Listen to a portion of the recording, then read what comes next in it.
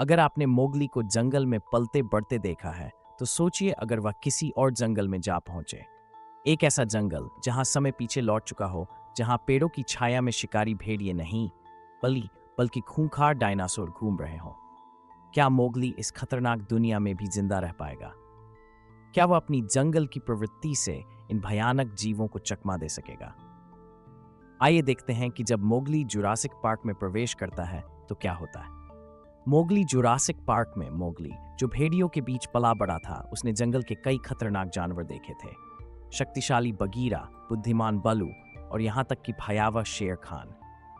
लेकिन जिस चीज का सामना उसने उस दिन किया, जब वह जंगल के बीच एक रहस्यमयी दरवाजे से गुजरा, वह उसकी कल्पना से भी परे था। ये एक बिल्कुल अलग दुनिया थी। ऊंचे ऊंचे पेड़ों के बीच अजीबोगरीब विशालकाय जीव घूम रहे थे। कुछ के लंबे लंबे गले थे और कुछ की तेज दांतों वाली भयानक चीखें पूरे जंगल में गूंज रही थीं।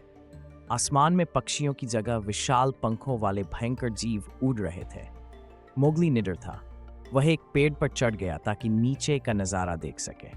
उसकी आंखों के सामने एक विशाल टी-रेक्स जमीन को हिलाते हुए आगे बढ़ रहा था। उसकी सुनहरी आंखें शिकार की तलाश में इधर उधर घूम रही थीं। तभी मोगली ने एक जानी पहचानी गुर्राहट सुनी। भेड़िए? नहीं, ये कुछ और था। वह रैप्टर्स का एक झुंड था, चमकती आंखों और नुकीले पंजों वाले तेज शिकारी। मोगली ने अपने भेड़िया भाइयों से जो सीखा था वही दोहराया। वह नीचे झुककर रैप्टर्स की नकल करने लगा। उनके नेता, एक जख्मी लेकिन समझदार दिखने वाले रैप्टर, ने उसे गौर से देखा। हमला करने के बजाय उसने एक अजीब सी आवाज निकाली। आश्चर्यजनक रूप से बाकी रैप्टर्स पीछे हट गए, जैसे उन्होंने मोगली को एक शिकारी के रूप में स्वीकार कर लिया हो। कुछ ही दिनों में मोगली उनके साथ दौड़ने और शिकार करने लगा। उसने सीखा कि जुरासिक पार्क में जिंदा रहने के लिए सिर्फ ताकत ही नहीं, बल्कि चालाकी और होशियारी भी जरूरी है। जब खतरा आया, चाहे वह गुस्से में भरा ट्राइसेराटॉप्स हो या खूंखार टी-रेक्स, मोगली और उसके नए साथियों ने मिलकर बचने का रास्ता खोज लिया।